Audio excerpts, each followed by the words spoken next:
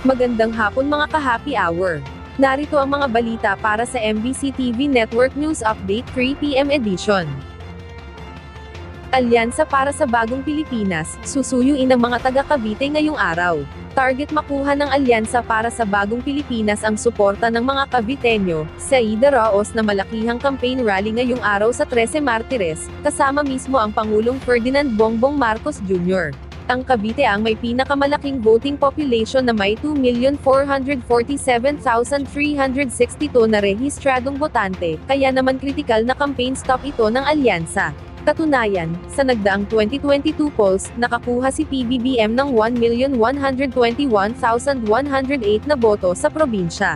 Bukod dito, nakikita rin bilang hometown advantage ng koalisyon ang lalawigan dahil sa tatlo sa senatorial bets ng alyansa ay anak ng Cavite, kabilang sina re-electionist Senators Ramon Bong Revilla Jr. sa Bacoor, Francis Tolentino sa Tagaytay, at former Senator Panfilo Ping Lacson sa Imos. Binigyang diin ni Navotas City Representative Toby Chanco, campaign manager ng koalisyon, na napakahalaga ng suporta na magmumula sa mga botante ng Cavite para makamit ang tagumpay sa isang national election. Samantala, hirit naman ng isa sa House leaders na iboto ang alyansa bets, hindi dahil para sa nakaambang na impeachment trial. Ayon kay House Assistant Majority Leader Zia Alonto Adjong, nais nila manalo ang senatorial bets ng administrasyon, dahil sa kanilang pagiging batikang mga mambabatas at kanilang maitutulong sa pagpapaganda pa ng sitwasyon ng Pilipinas. Ang Cavite ang ika-10 stop ng serye ng kampanya ng alyansa. Sa iba pang balita, PBBM, itinalaga si Henry Roel Aguda bilang bagong DICT Secretary.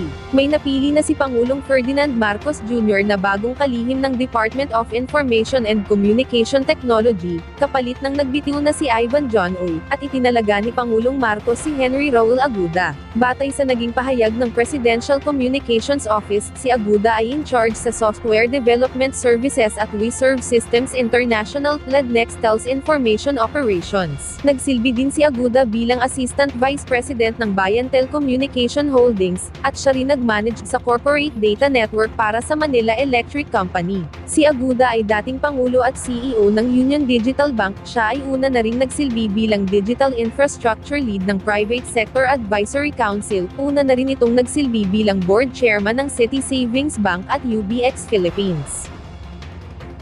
At yan ang mga balita para sa MBC TV Network News Update 3 PM edition. Abangan ang mga susunod na balitaan mamaya para sa 4 PM edition.